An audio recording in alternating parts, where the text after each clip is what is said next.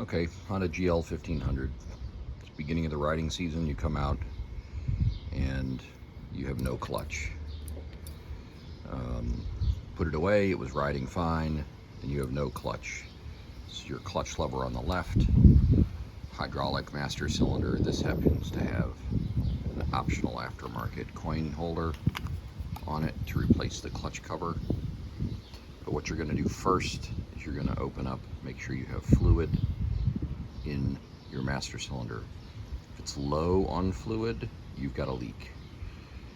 This is a closed system between the master cylinder and the slave cylinder, and it should never leak out. It should only drop just a little bit. If it's really low, if it's completely empty, you have a leak. If you don't see it here, then you're going to have a leak at your slave cylinder.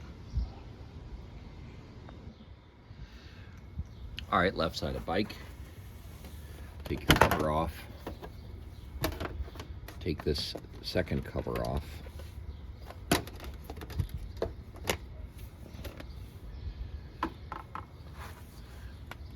Right inside, here's your alternator. Right below your alternator is your slave cylinder bleeder valve. I'll get you a closer look at that. Under your alternator, this is your slave cylinder bleeder valve. And your slave cylinder is back behind these tubes. You can see where the bleeder valve comes in, and there's a nut back there. That's the top of the slave cylinder where the bleeder comes out. So you can see the daylight underneath here. I've got my bike on a center stand on a board. I'm going to come up underneath there and show you what that looks like. Now the right side of the bike, I'm on a center stand. Come in front of the center stand, look up. This is the back of the clutch. This is the back of the clutch housing. That is your slave cylinder. You have where the clutch hydraulic line comes in. Up the top is where the bleeder goes off, where they're behind the tubes. You can see my peeling paint here. Hydraulic fluid is a really good paint stripper. When you see this kind of pattern, you have a hydraulic leak. It is leaking right out of the back of your slave cylinder. You can bleed this all you want, but you have a leaking slave cylinder that needs to be rebuilt. Take this off. You have to take off the banjo bolt, and then the 3 bolts that hold this in place, and then the bleeder is held on by 1 mounting bracket. Bleeder for the clutch has a little metal bracket right here. It is not this bolt that you can see, but right behind the bracket there's another bolt that you cannot see, but you can feel it. That is what is securing this from wiggling around. So you need to take that bolt off. Okay, this is the clutch slave cylinder removed. Last you saw it, you were looking at the bottom like this. This is the way the bleeder assembly works. There's a bleeder tube that is bolted with a banjo bolt, and it goes out to the side of the bike so you can bleed it from the left side of the bike. Your hydraulic line comes in here with a banjo bolt and 2 crush washers here.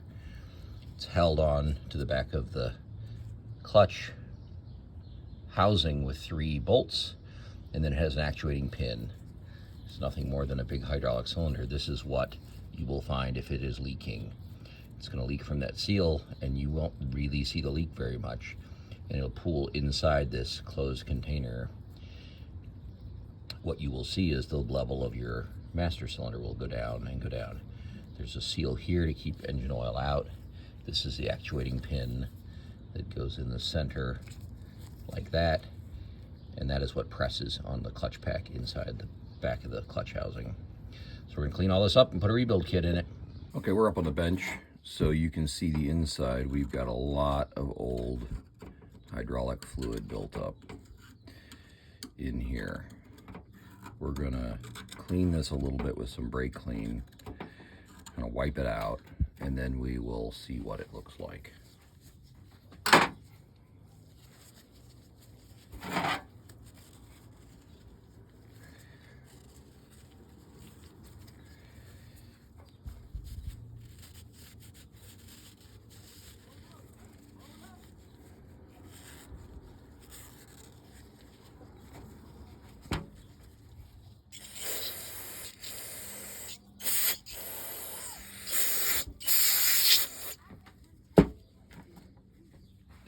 toothbrush.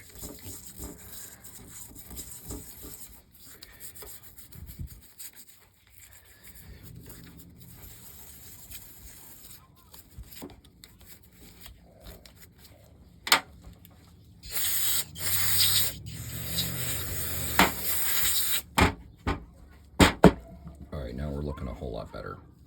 We are looking a whole lot better. So this piston can come out a couple of different ways. You can put hydraulic pressure on it. You could use a grease gun and force grease in. It should, however, just bang out of here. It should be able to, if I bang on it, you see how much it came out? That's almost all of it. Get myself a block of wood. I'm going to use the ears. That's it. That's all it took. You can see the dirty hydraulic fluid, the cup that came out. You can see some of the goo that came out with it. So we're going to clean all this up with some brake clean and a superfine and a rag. We may use some superfine steel wool on this. We'll talk about what's in the kit. Right now, all I have is the slave cylinder and the piston assembly. So let's look at what's in the kit so we know what we're going to throw away and what we need to keep. Here's my rebuild kit, K&L, kit number 320150. You can get these on eBay. Lots of suppliers sell them. And there's only a few things in here, so you don't need to worry. It's not a challenging job.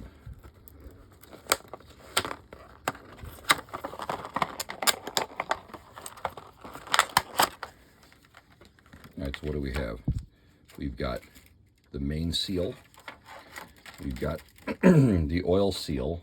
This is on the back of the piston. This is oil seal that the actuating rod rides in. We've got a replacement spring, so you don't have to keep that spring.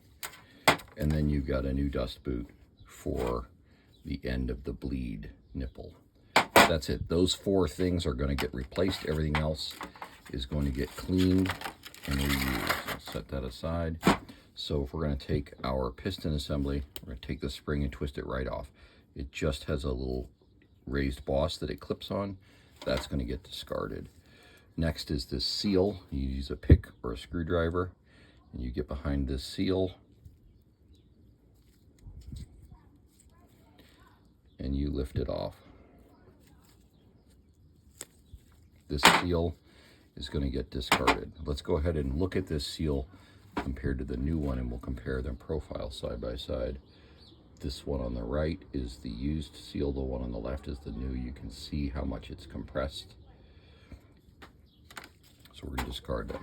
So this piston we need to clean up. The last thing we have to do is take this seal out. Again, a little pick or a screwdriver, and you pry to get that out of there. Last time I put this in a vise to hold it. If you can, you could use a seal puller. I'm going to go ahead and clamp this in my vise and pull it out real quick. Okay, so what I did was I put this in a cloth, wrapped it in a cloth, put it in my vise, and then I just pried with a screwdriver to pry this seal out. You have one in a kit, and there's a bunch of dirt down in there that you need to clean out as well. So that's another part that's going to get discarded. So this whole assembly needs to be cleaned. The last one is your bleeder cap, this rubber dust cap. This original one from Honda, if it's in good shape, you can reuse it. It's a little larger than the new one. What I recommend is that you open and remove this bleeder screw so that you can completely clean that. You want to go ahead and take this out and clean it. Okay, so your bleeder, just unscrew it. This is how you're going to bleed the bike anyway, so you want to make sure it operates properly. You also want to make sure it's not clogged. It's hollow, and it has a hole drilled on the side of it. It has a little O-ring. This little O-ring does not come with the rebuild kit. This is actually just a dust seal that keeps dust out of here. So you can reuse that, or if you have a generic O-ring kit, you can put a generic O-ring in there. So now you just need to clean all this stuff up as well as you possibly can. If you have a Dremel with a little wire wheel, like a very soft brass wire wheel, you could use that. You want to check the bore, make sure there's no scores. There should not be. This shouldn't be that bad. This is all aluminum and alloy, so it shouldn't really rust. You can see how the coating on this gets sort of eroded away, but that's not going to affect its function. The sealing surface is the inside of this bore. That's what you really need to have clean. So clean it up and I'll come back. Okay, this is about, I don't know, 5 minutes with a Dremel. Dremel and a little brass wire wheel I have. Clean the inside. You want to make it super clean. Use brake clean to get everything squeaky clean. I flushed brake clean through the vent tube. I did not open these crush washers. This was actually pretty clean, so I did not take this off and open these crush washers. You would have to replace them. Here's the cup, or the piston. Now it is clean. And then I cleaned the bleeder and I sprayed fluid through the bleeder, so it is clear. So now our job is to put the new seal and the new seal on these parts. You lubricate them with brake fluid. That is what you're going to be lubricating them with, because that's what's going to be touching them. So what I have done is put brake fluid in this reservoir, spills out on the ground. I want to lubricate the inside of that barrel. I want to lubricate this seal. That I can then lubricate the inside of this, lubricate the seal, put the seal on the piston.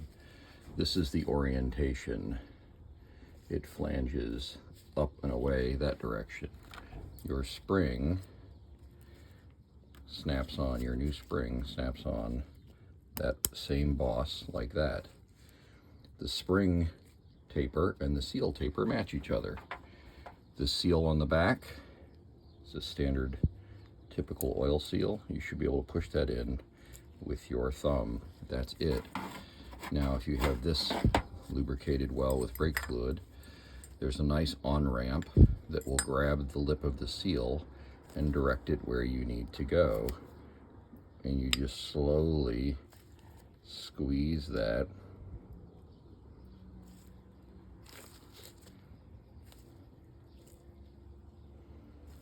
and press it into the opening. It should go nice and easy. If it doesn't go nice and easy, take it out. Make sure you're lubricated. Again, sort of wiggle it around. That ramp should guide that seal where you want it to go. You don't want that seal to fold back. That would be bad news. I don't know if the seal would recover from that. You can feel it when it goes in. And that's it. So now the action is really nice. The spring pushes it back out. It's exactly what I want. Okay, so we've got this working. I've cleaned up the banjo bolt. I've got 2 new crush washers. I just have generic set of crush washers. I'm going to use those. I've cleaned up my 3 mounting bolts, and I've got my bleeder cleaned up. I'm going to reuse this O-ring. I don't have one that's quite that fat, and it's really just a dust seal, so that's fine for me. So this is ready to go back on the bike. The last thing that you can't forget is this actuating rod. If it's gooed up and corroded, this is steel, so it might have a little corrosion. You might need to polish it up. I just used a little Scotch-Brite, and this will insert in there and ride, and this is what pushes into the clutch pack. And you are done with your rebuild. Time to reinstall and bleed your clutch. Okay, here's the back of the clutch housing after it's removed. Now, I sprayed this all off with brake clean and wiped it down, but you saw the goo on the housing. I don't know how this is going to focus, but I'm going to try to take you up and have you look in. Sorry for any shaky camera work. This is a view you're never going to get with your own eyes, but that's the inside. There's residue on the bottom there that you've got to get cleaned out as best you can with a pick or a little screwdriver or something and wipe it out as best you can do it. All right, I've scraped that out. I'm going to bring you back up and show you. I have no idea. I can't even see how this looks, so I don't know how the footage looks. But I've scraped it and wiped it out as good as I'm going to get it. Hopefully you can see something and it's not completely blurry. Okay, we are all reconnected and we are all cleaned up. you have your 3 fixture bolts. You have your banjo bolt with 2 new crush washers, and up behind those hoses, which you can't really see, this is you can see the bleeder tube, and it's rebolted. So it's all set up and it's ready to bleed, and that's what we're gonna do now from the top side. All right, we're in the bright sunshine now. So the top of my clutch lever has this accessory coin holder for toll booths. Very quaint. I will not be keeping it, I don't think, but I'm not really in a rush to go buy a new cover. It just has the 2 screws to take this off, just like a regular clutch cover. I'm gonna do that now. Okay, I've loosened the 2 outside screws. The rest of these screws hold this accessory together. This lifts off like a regular clutch cover, and you have a standard look underneath. There's this hard plastic cover that Honda puts on here. So let's pull that up, see what that looks like. Let's just get the plastic cover first so you can see one at a time. So that's the plastic cover. Set these things on a towel. Remember, brake fluid will strip paint. Then there's a rubber cover. And then there's a float down in there, a little float that keeps the brake fluid from splashing around. I'm going to use a screwdriver to lift that out. Okay, I've got a little pick. I'm going to reach down next to it, lift out that float. It's just really a flat sort of piece of foam. So then let's look inside this reservoir and see. It's not bad. Let's see. That's just the casting, and it's pretty good. So I let all the brake fluid drain out at the bottom when I disconnected it, so we're gonna top it up and we're gonna start bleeding. So I have the system closed at the bottom, and as I squeeze the lever, keep squeezing, squeeze, squeeze, squeeze, squeeze, I am working air bubbles. Air rises to the top, so it's rising up through that hydraulic line. So I'm putting pressure in and I'm juggling those air bubbles to come up to the top. And I'm working on, I'm feeling my clutch lever getting a little stiffer as more of these air bubbles are bumping out. And I want to get as much of that air out that way as I can. There is some recommendation that you tie a strap around the clutch lever while it's depressed. So keep it in this position and wait, let the air bubbles rise, maybe even overnight, then let go, and you will get more bubbles out. But that's what I want to keep doing this until I keep joggling all the bubbles out. So that's what I'm going to do now.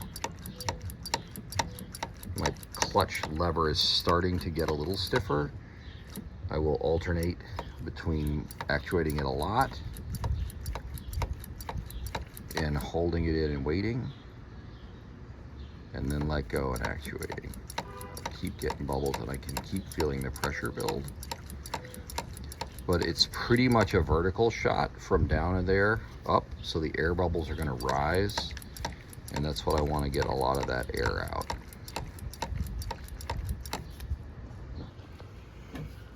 Okay, once you're confident that you've got everything out, which takes a while, I'm still getting a few air bubbles, so I'm going to keep going. I'm wrapping this with a towel and holding it shut for 5-10 minutes, then coming back and letting it go and letting it pump. Once I'm confident that I've got no more air bubbles, I'll button it back up.